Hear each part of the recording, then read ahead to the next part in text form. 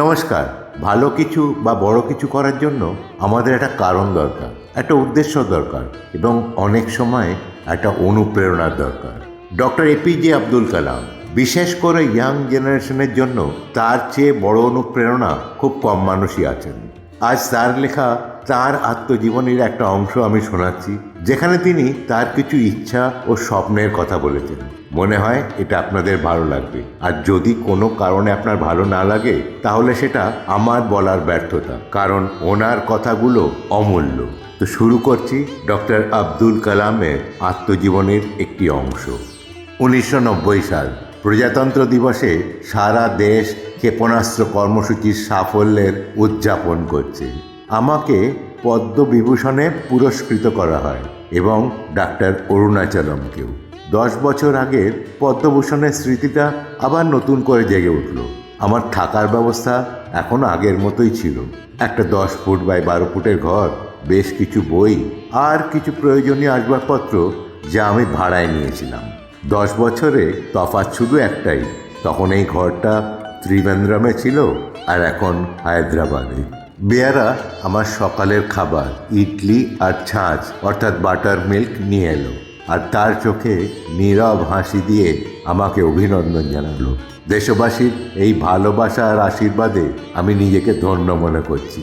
আমি জানি অনেক বিজ্ঞানী ইঞ্জিনিয়ার সুযোগ পেলেই দেশ ছেড়ে অন্য দেশে চলে যান, বেশি টাকা বেশি আয়ের জন্য। কিন্তু এই ভালোবাসার সম্মান তারা কোথায় পাবে, যা তারা তাদের দেশ থেকে পায়? 15ই অক্টোবর 1991 সাল আমার 60 বছর বয়স হলো। আমি আমার অবসরের অপেক্ষায় ছিলাম। গরিব শিশুদের জন্য একটা স্কুল খুলতে চেয়েছিলাম। আমি ভেবেছিলাম আমার জীবনের অভিজ্ঞতাগুলো ভাগ করে নেব এবং অন্যরা যাতে বুঝতে পারে এমনভাবে এমন কথায় প্রকাশ করব। ভাবলাম আমি আমার পুরো জীবনের একটা জীবনী লিখব। আমার মতে আমার দেশের তরুণদের অবশ্যই একটা স্পষ্ট দৃষ্টি এবং দিক নির্দেশনার দরকার।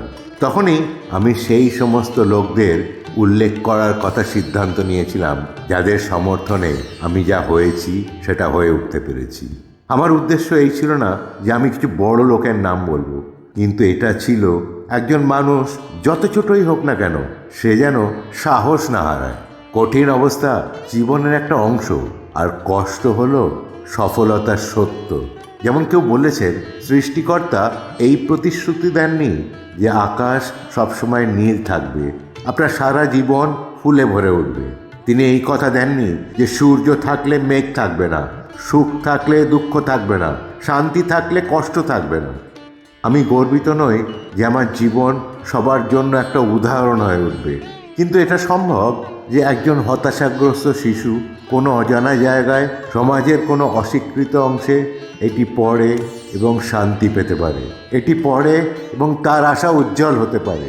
তারা নিশ্চিত হোক যে তারা যেখানেই থাকুক না কেন সৃষ্টিকর্তা সব সময় তাদের সঙ্গে আছেন।